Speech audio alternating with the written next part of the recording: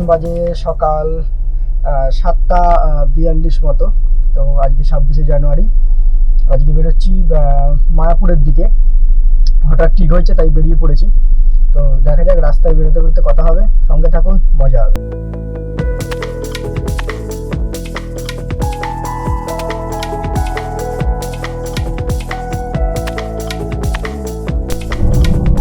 Finally তেল ভরা complete হয়ে গেছে। এখন বেরিয়ে গেছে ঘড়িতে প্রায় 8:15। এবার কল্যাণী এক্সপ্রেসওয়েটা ধরতে হবে। এখন কল্যাণী এক্সপ্রেসওয়েটাকে বেলঘড়িয়া এক্সপ্রেসওয়েতে কানেক্ট করা যেত বেলঘড়িয়া থেকে, তো এখন সেটা কানেক্ট করা যায় না। এখন মানে কল্যাণী এক্সপ্রেসে উঠতে গেলে সোদপুরের ভেতর দিয়ে গিয়ে কল্যাণী এক্সপ্রেসে উঠতে হবে, এছাড়া কোনো রাস্তা নেই। ব্যারাকপুর দেখাচ্ছে 5, তাহলে তো ব্যারাকপুর যাই আগে, সাবধান দেখা যাবে। এখন কল্যাণীটা এখন সেই করেছে, গাড়ি চালিয়ে আলাদাই মজা কল্যাণীটা। বাড়ি থেকে বেরিয়ে হয়ে গেল 34 কিলোমিটার মতো গাড়ি চালিয়ে ফেললাম। এখন ঘড়িতে বাজে 9:07 মতো। দেখা যাক, কল্যাণীর টোলের সামনে দাঁড়িয়ে রয়েছে। টোল এখন অব্দি চালু হয়নি। তো আমার পিছনে এই হচ্ছে কল্যাণী টোল, টোলের সামনে দাঁড়িয়ে রয়েছে জাস্ট, এখন অব্দি টোল চালু হয়নি। তো দেখা যাক কবে টোল চালু হয়। এই নিয়ে মনে হয় 2-3বার ঘুরে ফেলা, এখন অব্দি টোল চালু হয়। তবে টোলটা কমপ্লিট হয়ে গেছে, ব্যারিকেড বসে গেছে। আশা করি মনে হয় চালু হয়ে যাবে আর 1 সপ্তাহের মধ্যে। দেখা যাক, একটুখানি জানিয়েছি চায় ব্রেক, আমি তো চা খাবো না। এইসব বাড়ির লোকের এখন চাটা খাচ্ছে। দাঁড়াবো 10-15 মিনিট, তারপর আবার জার্নি কন্টিনিউ করবো। কল্যাণী হচ্ছে 8 কিলোমিটার দেখাচ্ছে, বড় জাগলি 10 কিলোমিটার। এই ডান দিকে চলে যাবো, ডান দিকটা থেকে ঢুকবো বড় জাগলি।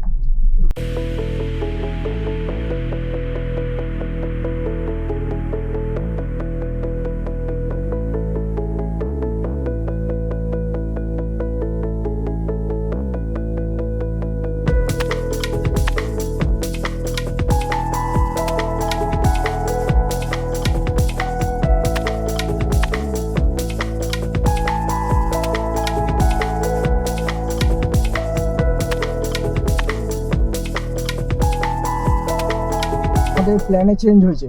চেঞ্জ বলতে যাচ্ছিলাম মায়াপুর, মাঝ রাস্তায় ঢুকে গেছে এখন চাকদার যে কি বলে ফ্লাওয়ার যে গার্ডেন বা ফ্লাওয়ার ভ্যালি বলছে, সেই ফ্লাওয়ার ভ্যালি দেখবো বলে প্ল্যানে চেঞ্জ করে ফেলেছি। এখন যাচ্ছি সেই দিকেই, দেখি গুগল ম্যাপ দেখে যাচ্ছি, আগে কোনোদিন আসিনি, দেখি ঠিকঠাক ঢুকতে পারে নাকি। আর জঘন্য রাস্তার মধ্যে ঢুকিয়ে দিয়েছে। দেখো কাকা, এর মাঝখান দিয়ে কাকা আবার বেরিয়ে পড়েছে। ডান দিকে একটা মন্দির দেখতে পেলাম, মন্দিরটা বেশ সুন্দর লাগলো দেখে।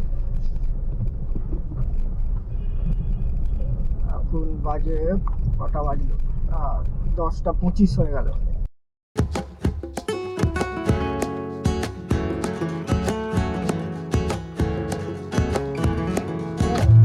চলে এলাম ছাপড়া ফ্লাওয়ার ভ্যালির কাছে।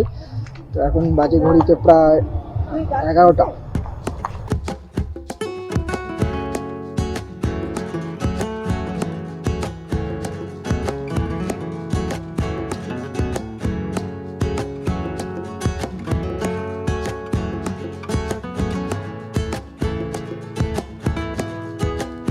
এখন হচ্ছে ব্রেকফাস্ট টাইম। ব্রেকফাস্টের হচ্ছে মোমো।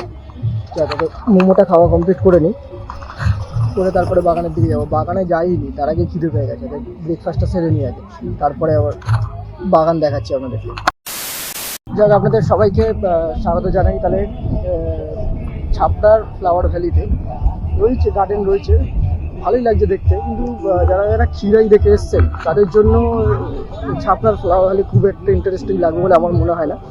তবুও আমি ভালোভাবে দেখানোর চেষ্টা করব আমার স্টাইলে একটু। এখানে দুটো টেন্ট খাটানো দেখছি, হাই করলো। কেমন লাগলো ফুলের বাগান? ভালো। বাগান তো পুরো খালি, পুরো বাগানটাই খালি।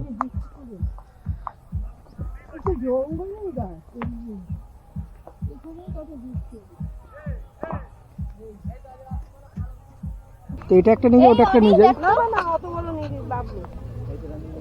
তাহলে এটা দুটো দাও, এরকম দুটো দিবে। হ্যাঁ, ফুলের ভ্যালি আছে, ফুল না কিনলে ফুলের ভ্যালি ঘোরাটা ইনকমপ্লিট থেকে যাবে। কাকার কাছ থেকে ফুল কিনে নিয়ে যাচ্ছি।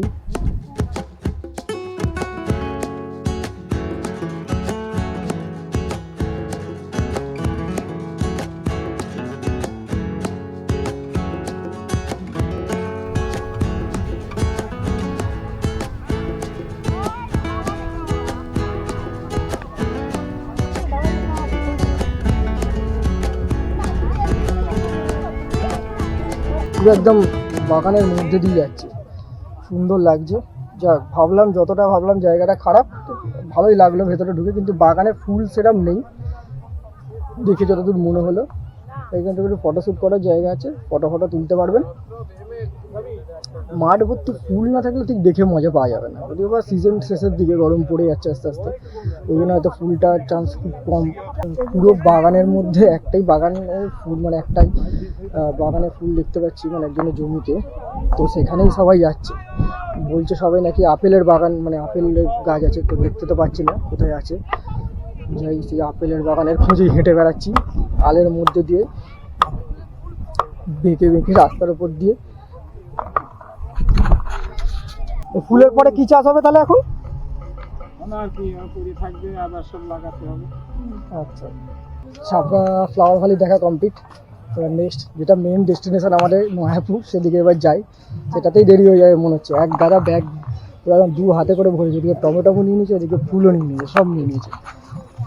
যাই মেন ডেস্টিনেশনের দিকে, গাড়িটা স্টার্ট দিই, তারপর যেতে যেতে কথা হবে।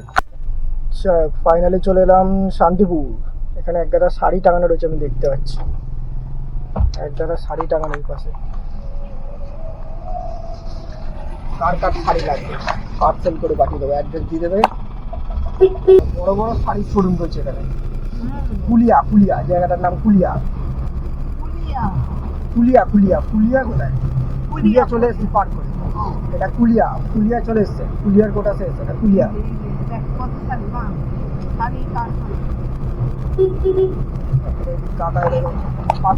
ভাই যাচ্ছে, কেউ জায়গা দিচ্ছে। বাহ, পাশ থেকে আরেকজন চলে এসছে উড়ে, বলছে আমাকে জায়গা দাও।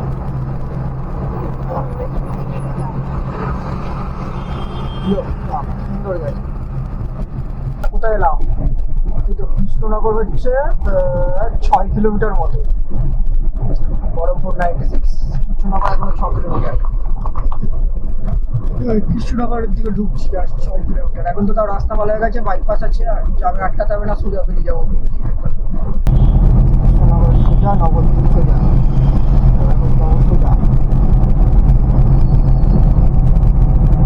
রাস্তা এখন পুরো মাখনের মতো রাস্তা।